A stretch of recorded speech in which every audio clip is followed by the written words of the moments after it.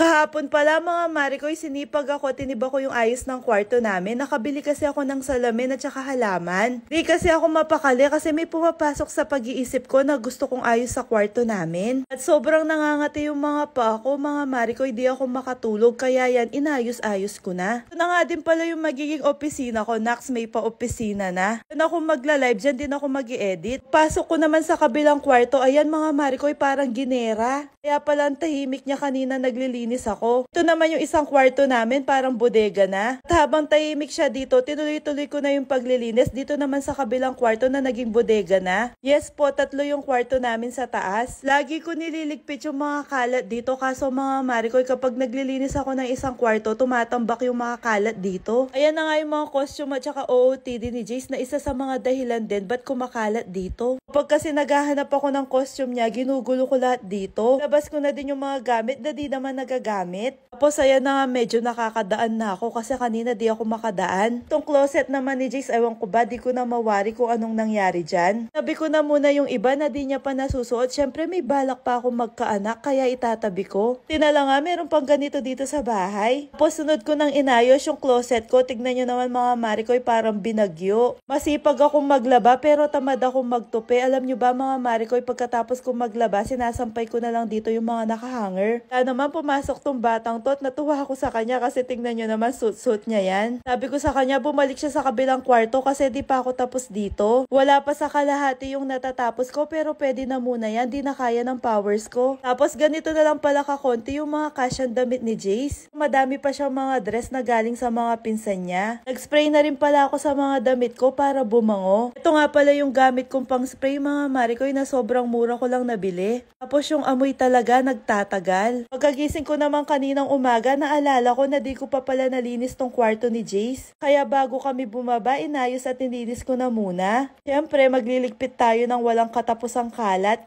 ng kalat. Okay na siguro to na nagkakalat siya, ibig sabihin nilalaro niya yung mga laruan niya. Saka itong si Jace talaga, hilig niya yung mga libro. Mas lagi niyang hawak yung libro kaysa sa gadget. Kaya itong kwarto niya talaga, pinuno ko ng mga laruan. Siyempre, mga learning toys din. Tinutulungan niya pa nga ako maglinis mga Marikoy pero para mas lalo akong tumatagal sa kanya. Alam niyo ba kapag nandito siya sa kwarto niya, nagiging play area niya to tapos ako nagme-me time. Tinuturuan ko naman siya magligpit ng kalat pero mga Marikoy madalas talaga pagkatapos niya ligpitin, ikakalat niya din ulit. O sa mga gustong maging nanay dyan, alam niyo na dapat ready kayong magligpit ng kalat araw-araw. Pagkatapos kong magligpit at maglinis ng mga kalat dito, niyayaya ko na siyang bumaba. Tapos nagtataka siya na malinis na yung table niya. Bago kami bumaba mga Marikoy, nag-spray na rin ako dito.